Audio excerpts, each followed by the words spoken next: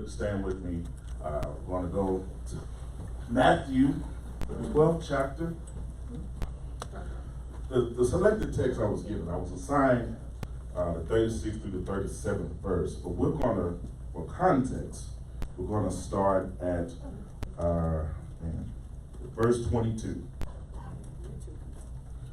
So I'm going to try to read as quick as I can to go through. If you got it, say amen. Amen. Amen. It says, then they brought him a demon-possessed man who was blind and mute, and Jesus healed him so that he could both talk and see. All the people were astonished and said, could this be the son of David? But when the Pharisees heard this, they said, it is only by Beelzebul, the prince of demons, that this fellow drives out demons. Jesus knew their thoughts and said to them, every kingdom divided against itself will be ruined, and every city or household divided against itself will not stand. If Satan drives out Satan, he is divided against himself. How then can his kingdom stand? And if I drive out demons by Beelzebul, by whom do your people drive them out? So then they will be your judges. But if it's by the Spirit of God, that if I drive out demons, then the kingdom of God has come upon you. Or again, how can anyone enter a strong man's house and carry out his possessions unless he first ties up the strong man? Then he can plunder his house. Whoever is not with me is against me, and whoever does not gather with me scatters. And so I tell you, every kind of sin and slander can be forgiven, but blasphemy against the Spirit will not be forgiven. Anyone who speaks a word against the Son of Man will be forgiven, but anyone who speaks against the Holy Ghost will not be forgiven, either in this age or in the age to come. Make a tree good, and its fruit will be good, or make a tree bad, and its fruit will be bad. For a tree is recognized by its fruit. You brood of vipers. In other words, as children of snakes. How can you who are evil say anything good? For the mouth speaks what the heart is full of. For out of the abundance of the heart, the mouth speaks. A good man brings good things out of the good stored up in him, and an evil man brings evil things out of the evil stored up in him. But I tell you, this is where our text, that everyone will have to give account on the day of judgment for every empty word they have spoken. For by your words you will be acquitted, and by your words you will be condemned. This ain't no hooping song, y'all. Thank you, Pastor, for that. But anyway, turn to your neighbors, smile with your 32s, your 28s, your 48s, whatever you got, and tell them, neighbor, today's topic is the heart of the matter. So go ahead, man. You may be seated in the presence of God.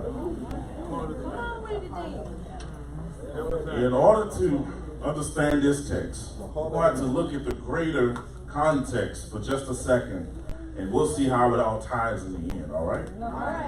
At the end of chapter 11, Jesus is inviting burdened people to come to him for rest. We all know that familiar text. It says, come to me, all you who are weary and burdened, and I will give you rest.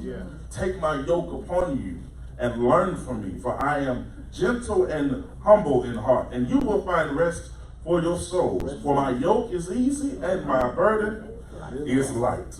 Jesus extends this invitation to rest at the end of chapter 11, and chapter 12 opens up with Jesus and the disciples in the wheat fields on the Sabbath. The significance of ending chapter 11 speaking about rest, and then opening chapter 12 with the scene on the Sabbath ought not to be lost on this serious Bible reading. That transition from one chapter to the next ought to indicate that one of the major themes of chapter 12 is going to be about how Jesus gives that rest that he mentions in chapter 11, as opposed to the Pharisees who do not. And as Jesus is Lord of the Sabbath, as he is the chief, he is the owner and director of a rested existence. He is the final authority on what it means to rest. When we look at Jesus' interactions with the Pharisees in chapter in this chapter, we see that at the core, at the center, at the heart of the meaning of the Sabbath is the concept of simplicity. Go ahead. Living and leading a simplified life.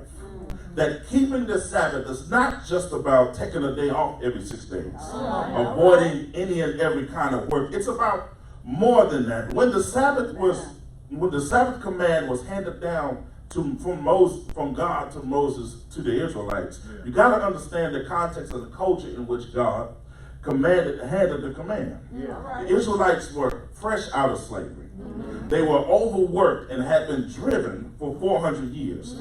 So it suffices to say they had no concept of rest. The only perception of themselves was in their ability to produce, which means they may have had a work ethic out of this world, but no real concept of learning to cease from that work and be more than what the Egyptian masters saw them to be. And for what?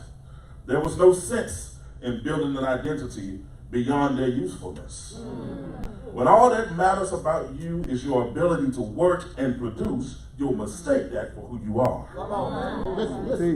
And at this point, God is saying, while I designed you to work, that's not all I designed you to be. For I am not Pharaoh. I am your creator. More than working, I created you to be. More than making a living, I created you to have a life. More than having an ID badge, I created you with an identity. You are more than your job, your career, your hustle, your side gig. So the Sabbath was instituted to shift the mindset of the people from being just workers to worshipers. It was designed and instituted to cultivate a sense of being and identity outside of the 9 to 5. To connect with the simplicity of being whom God created them to be and not what they felt they needed to be. So God, through Moses, instituted the Sabbath to a people he got out of Egypt in an effort to get Egypt out of the people. No longer will you be defined by what you do. You will be defined by who I created you to be. So what started as a Sabbath day was ultimately intended to be a Sabbath life. A rested existence that's rooted in the simplicity of being only who God created you to be. Nothing more and nothing less. So fast forward some thousands of years later, and now this sect, this social movement, this religious party called the Pharisees have interpreted what it meant to keep the Sabbath to the point of absurdity. It regulated how many steps somebody could take on the Sabbath. They prohibited 39 different categories and many more subcategories of work that could be done on the Sabbath. And the interpretations have continued even to this day, where pushing a button on the elevator is considered work. So on the Sabbath in Israel and other Jewish communities that can afford it, they have elevators that are automatically set to open and close on each and every floor. So if you're on the first floor and you need to get to the 10th, you gotta wait until it gets to that floor. When you get on, you're gonna be stopping at every floor until you get to that 10th floor, opening and closing the doors. You can imagine that kind of existence. I'm staying at home. I ain't got nowhere to be that requires more than one story. I ain't got the kind of time. With all of these rules and regulations for the Sabbath, you now have a people that are not being. They are now working on the Sabbath, pleasing their Pharisaic masters, trying to remember all of the rules and the regulations and the expectations placed on them that complicate life and get in the way of truly being at rest, enjoying and experiencing God and all that he has created. And Jesus, he was now the new Moses. He comes and says, enough is enough. He sets the people free from the Pharisees and works to simplify what they have complicated and confused. And is anybody glad to serve a God that doesn't require all that we think he requires to engage him? That he is a God that has simply laid out what he requires for us to do. That is simply to have faith and believe in his name. And believe in the finished work of Calvary. Yes, sir. Amen. Someone give God a praise for that. Yes, sir. Yes, sir. In chapter 12, while the Pharisees get on Jesus about his disciples plucking grain on the Sabbath because they were hungry, because they categorized plucking grains as harvesting. Jesus says the Sabbath should not prohibit people from getting what they need. What the Pharisees complicated, Jesus simplified. When the Pharisees later on in this chapter challenged him on the legality of healing a man's withered hand on the Sabbath, Jesus said that the Sabbath, the rest, should not keep people from doing what is right. What the Pharisees complicated, Jesus simplified. And then he heals the man's hand and goes on to heal a bunch of other folk. But now here's where it gets real, y'all, and where he finds where we find the immediate context for today's text. During the impromptu healing crusade, the people bring a man possessed by a spirit that makes him blind and mute, and Jesus casts it out. This made the people ask, of course, naturally, could this be the son of David? Meaning, could this be the prophesied Savior, the Messiah? And in that moment, where there was a clear, simple answer, after an obvious demonstration of God's power, the Pharisees once again complicated and confused the issue. They stated in response to the people, this man throws out demons only by the authority of Beelzebul, the ruler of the demons. And at this time, more than any other time, the Pharisees complicated matters so far, it really set Jesus off. But once again, even in his frustration, he simplifies the issue. He says, number one, no kingdom divided against itself will stand. Why would Satan cast out Satan? That's not smart. Number two, because you use your words to complicate and confuse the way to God, rather than confess to his power and his presence, because you have chosen to be obtuse about how the Spirit, the agent and avenue of God's salvation, is moving, and have insulted him, that very agent and that very avenue for your salvation has now been shut off from you, both now and forever. Number three, the reason why you cannot attest to something that's clearly God is not necessarily an eye-mouth issue, much like the blind mute man, but it is a heart issue. It is what is in your heart that comes out of your mouth and complicates and confuses life for you and the people connected to you. It is what is in your heart that keeps you and others from living a life in tune with God's will and purpose. It is what is in your heart that causes your mouth to build a life that's burdened with stuff God never intended for you to carry. And it is in that third part of Jesus' rebuke that we realize that if we're going to talk about the stewardship of the tongue, if we're going to talk about the stewardship of your mouth, we really have to talk about the stewardship of your heart. Now, while your mouth can be a deadly weapon, your heart gives you the ammo. While your mouth can be a sword, your heart delivers the swing.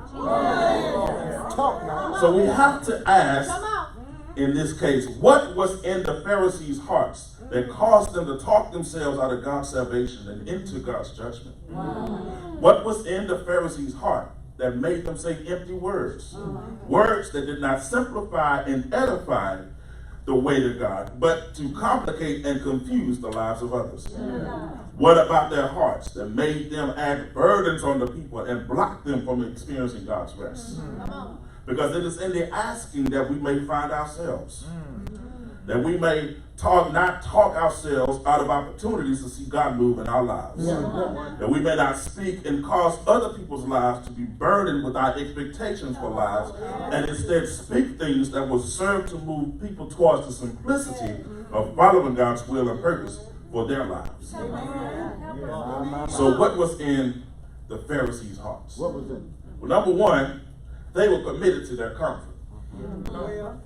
The Pharisees, they were committed to their comfort. The Pharisees were comfortable with their worldview. They were comfortable with their interpretations of the law and not concerned about how it affected the lives of those they isolated themselves from. As a matter of fact, the very word Pharisee means isolated. It means separated. They were comfortable with their traditions. They were comfortable with their privilege and their prestige. They were more committed to the culture and environment they created than to sensing the move of the one that created them. And Jesus, who was a threat to their way of life and represented the new move of God, challenged their comfort. Have you grown comfortable with the way you live your life? Have you played it safe? Have you not rocked the boat? Have you maintained the status quo? Are you more concerned about you protecting you and yours than about progressing in faith to be more like Christ? There are times we may have kept silent when we should have spoken up. Some of us have went along with something that wasn't right for the sake of maintaining our status, our reputation, our connections. Some of us have spoken in ways that made us feel fine, but have made other people's lives miserable, unsafe, unhealthy, and complicated. What is your comfort zone, your safety net, costing you and the people around you? Jesus says in Matthew 10:39, he says, those who find their lives will lose them, and those who lose their lives because of me will find them. In the midst of God's blessing and favor on our lives, we can tend to think that it's all there is to life. We can be so caught up in living a blessed life that we miss opportunities God puts in our way to be a blessing to others, especially when it comes to the what we say and to and about people. The gospel, the good news, isn't the good news because it is comfortable. It is good because of the results it produces, even when it's uncomfortable in its delivery. And when we leave our comfort zones, when we decide to move with God in the sphere of uncomfortability, when we decide to move with God in the sphere of outside of our comfort zones, when that it is there that when we find ourselves being good news to those that need to hear our voice. Speaking up may cost your job. It may mean walking away from the negotiation table. It may mean picking up the phone and saying, I'm sorry. It may mean learning to affirm and encourage your child's vision for their life, even when it's not what you had intended. But every time we let go and risk our comfort and familiarity to speak words of integrity, wisdom, forgiveness, encouragement, and kindness, we have the assurance from God that when we find more, that we will find more in Him than what we let go in this world. Come on. So number one, they were committed to their comfort. Number two, the Pharisees were preoccupied with their perception. They were expecting a Messiah that would deliver Israel from all oppression and be an earthly king. And because they felt their meticulous interpretation of the law was correct, they assumed the Messiah would follow their rules and regulations, which was everything to them. The Pharisees were so caught up in their image of the Messiah and how he was to come in the world that it was impossible to perceive Jesus, a carpenter's son from Nazareth, born not in a palace or among the elite class, but in a trough, in a stable, as the prophesied Messiah. Jesus in every way did not fit their messianic picture, so they rejected him and ultimately rejected God himself. How does your perception of God's movement inform how you speak about what he's doing in your life and in the lives of others? Can he only use certain people that you deem worthy of speaking his word to you or to bless you? Is it possible that the very person you're speaking against is the same person that God wants to use to bless you? I never shall forget, I had a colleague that every day for lunch, she orders this Vietnamese soup, and it's called pho. Some people say pho, but it's really pho. Just want to give you some education on some culinary cuisine. You're just saying it wrong now. Henceforward, it's pho. It's delicious. but it's not something that you will want to eat at your desk in a shared work environment. And she would do this every day at 11:30. I would have to sit there and she would go to lunch, come back with some fun and just sit there with the onions and the chives just permeating the whole office. And I ain't trying to smell all that because I ain't trying to eat right now. And I had to tolerate that. But every day, at this point, this particular day, I had it. I was like, you know what? I'm sitting there, I'm complaining, I'm texting my wife. I was like, look, man, this is ridiculous. You cannot not have this lack of self-awareness. It's not fair. And I'm just going in via text. Man, I'm going in. And then she turns around and she still looks at it. She says, you know what, they messed up my order. Chris, would you like my lunch? I said, wait, what? yeah, I'll take it. And I told her to change all that. I felt bad. I had to repent. I told my wife, I was like, you know what, man, it wasn't even this serious. I'm tripping. I'm going home. Got a free lunch. I'm going and I walk away from my desk. Go downstairs to the break room and enjoy my little fun. My free fun. Yeah. But it was in that moment that God reminded me that He could use anybody to bless you. Who in your life do you need to stop complaining about and start thanking God for? Too many times we've gotten it wrong on people. And too many times with our mouths we have shut off an avenue, a conduit of God's blessing and favor. So number one, they were committed to their comfort. Number two, they were preoccupied with their perception. And number three, the Pharisees were seduced by their significance.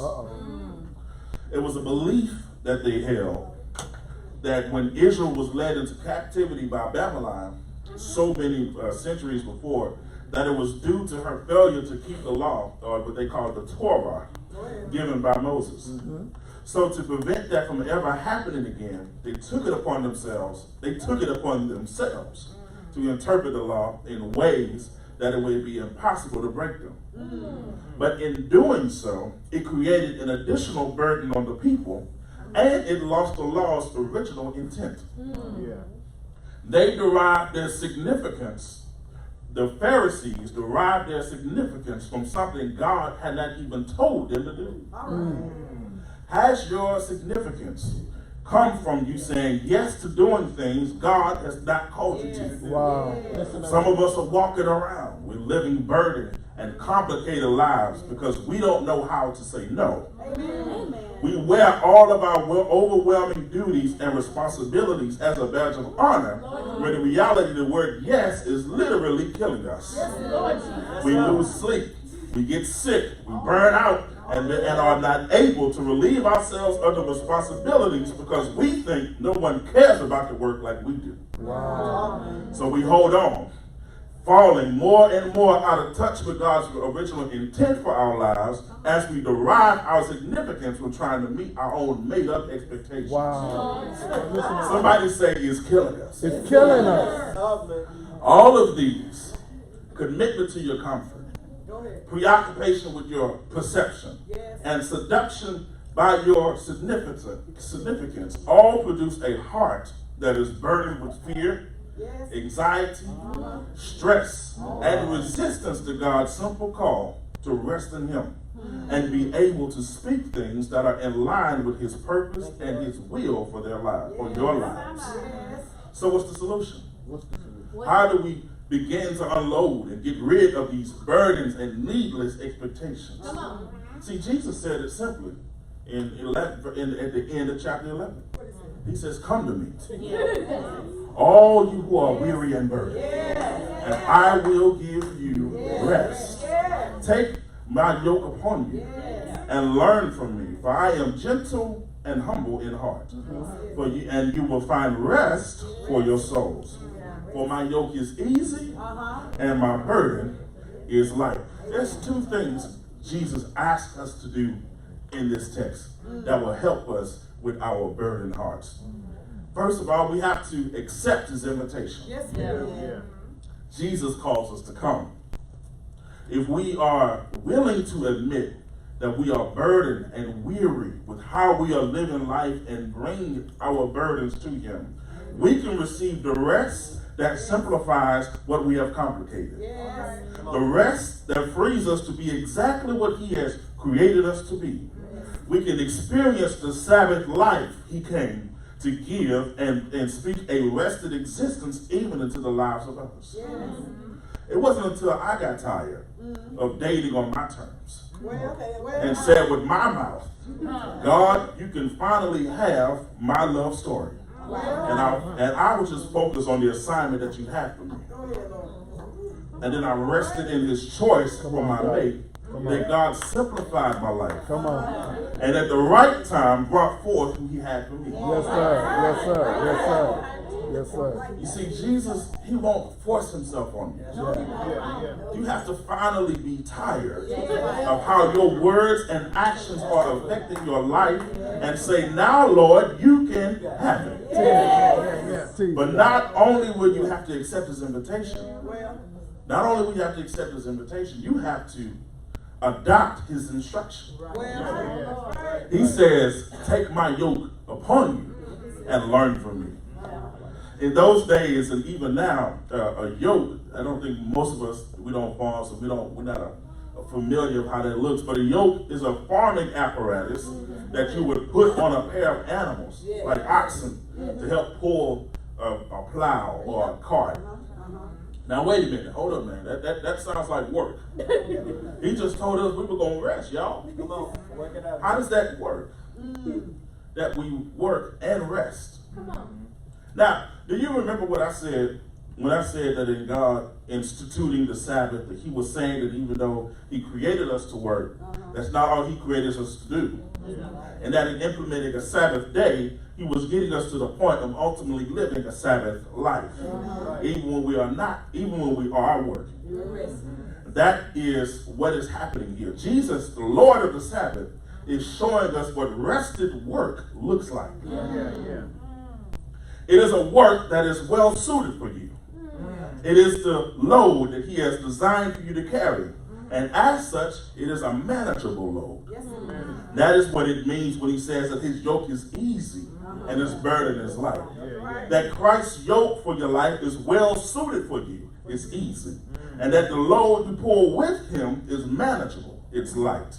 Here's how that happens. In most cases, the oxen under the yoke would not be of equal strength.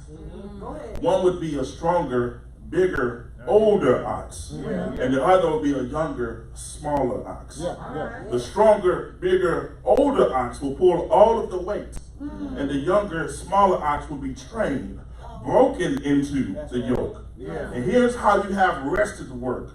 Jesus is pulling all of the weight. And all you have to do is stay in step and in pace with him. Don't go any faster than him, meaning don't assume you know the way better than him. Don't lag behind, meaning don't be slow to carry out what he's leading you to do. Come on. Adopting Christ's instruction teaches you two things about him. Number one, he says, I am gentle. Other translations use the word meek. Meekness, gentleness in this case. It's not weakness or harmlessness, but it's great strength, great power under great control. It is knowing when to effectively use your power and when to show restraint for the purpose of achieving a greater goal.